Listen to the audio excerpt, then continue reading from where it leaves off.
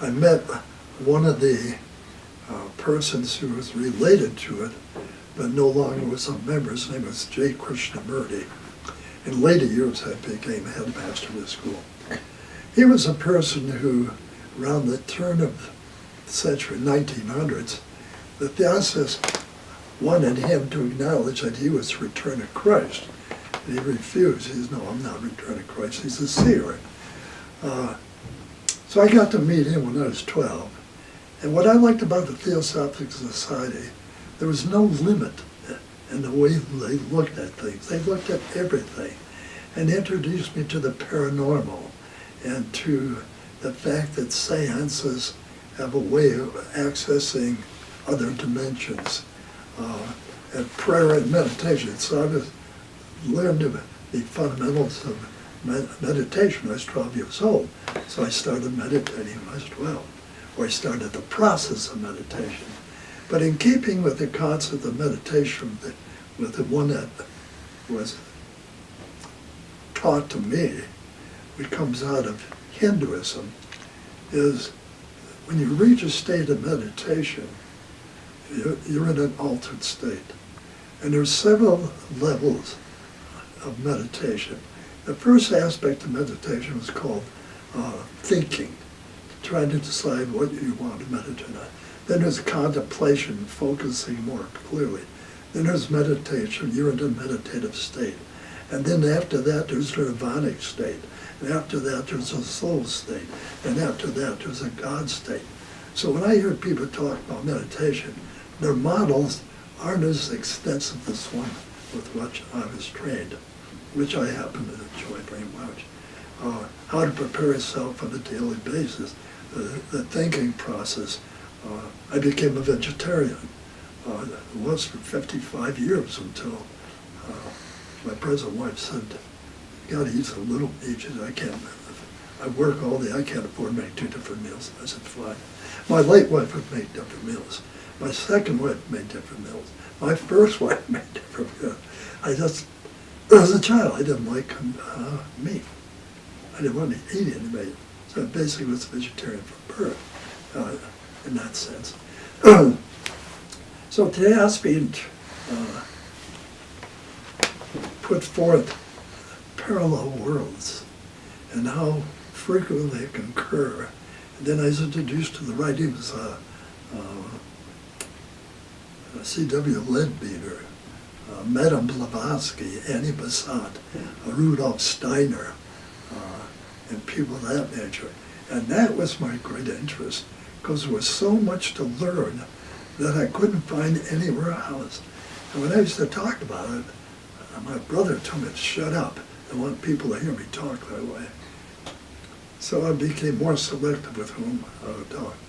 But because of the meditation, I learned something was different.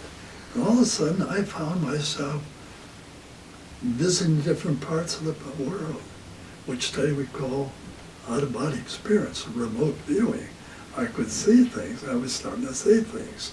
And you leave the planet, you go to different planets, and you can see there are entities there too. There's a passage out of the Baha'i writings which really I like. It says something in fact, there are infinite number of planets merely in our galaxy upon which are creatures such as we.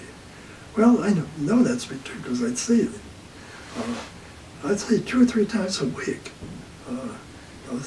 Suddenly somebody starts walking from the right to the left. I don't know why it's always these from the right to the left. And it's a ghost-like figure. And as a child, I used to see these things. And occasionally you talk to them. People who died, they manifest. They carry on conversations the same as you and I. That was what I learned from Theosophy. Was not strange, it was normal.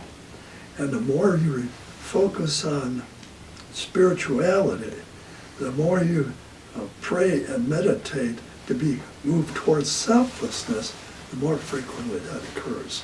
So the position of the Theosophical Society is that these types of experiences that we might call paranormal are in fact normal. It's just a part, just a part of existence. It's a part of the nature of our existence.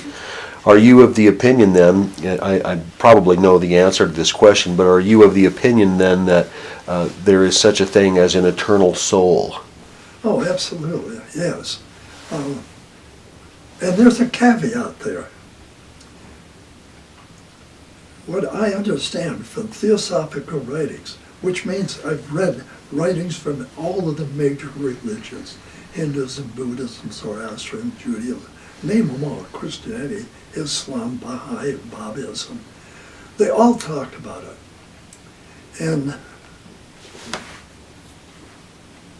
keep with laws of science, the concept of yin and yang, or Niels Bohr's in complementarity. If there's a body, there has to be a non-body. If there's good, there's bad. If there's right, there's wrong, up, down, whatever. The law of opposites. That's right, it's the law of opposite, complementarity. Therefore, if we have a body, there has to be a non-body. If you have a brain, there has to be a mind. So brain and mind are two different entities. Using the computers as an analogy, the mind is in the soul, the brain is in the body. The soul is the programmer, the brain is the computer. So when I hear, so the soul is the software. That's right. So when I hear comments such as, we only use 10% of our brain, even before I knew anything about computers, because of what I've learned from theosophy, I used to laugh at that, because science is trying to make the reality all in the brain. That's why I like Wilder Penfield's statement, Dr. Wilder Penfield, as I recall, I think he was a neurologist. What we know about the mind, no, what we know about the brain cannot explain what we do not know about the mind. I mean, it's so obvious. So the nature of consciousness cannot be explained by chemistry. Correct. If there's chemistry, there has to be non-chemistry. That's why I like that excerpts are read from Abdu'l-Baha, a man who was given the title the Peace Prophet in 1921 by the Queen of England. And he talks about electrons and cyclones. And he said electrons are vibratory chords that you find in the cells of the ions. And these chords vibrate at different levels. When they vibrate at one level, it's what we call consciousness, and it has to do with the physical world. When it vibrates on another level, it's called cyclones, and that is what causes telepathy and the paranormal experience. So when you look at it, when I look at it, and I see we talk about the cyclones and electrons, I immediately think, of course, complementarity, physical, non-physical. Now, in a sense, we call it non-physical, or call this physical. I don't know, but I believe we need another word to be able to define these better. Because if nothing is ever separated, and this is physical and this is non-physical, they're still part of the same whole. So I struggle with that every day. I think about it, I meditate about it, I write little short monographs about it. Well, recently you wrote something on, for lack of a better word, reincarnation. It's Yes. called a hyperdimensional resonance. Can you tell me, first of all, why did you use the title a hyperdimensional resonance? What's the significance of that? I initially had titled it Traditions, Transitions, and Possibilities. And purposely traditions, because traditionally people are talking about their paradigm relative to how they were educated and their religious model.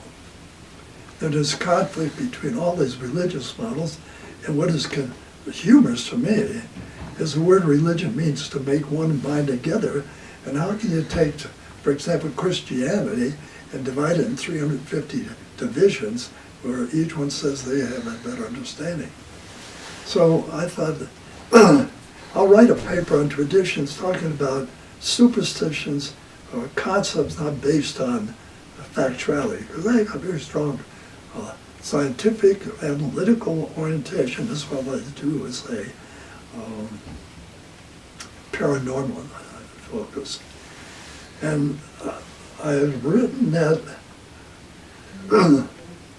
monograph and was sending it to different people.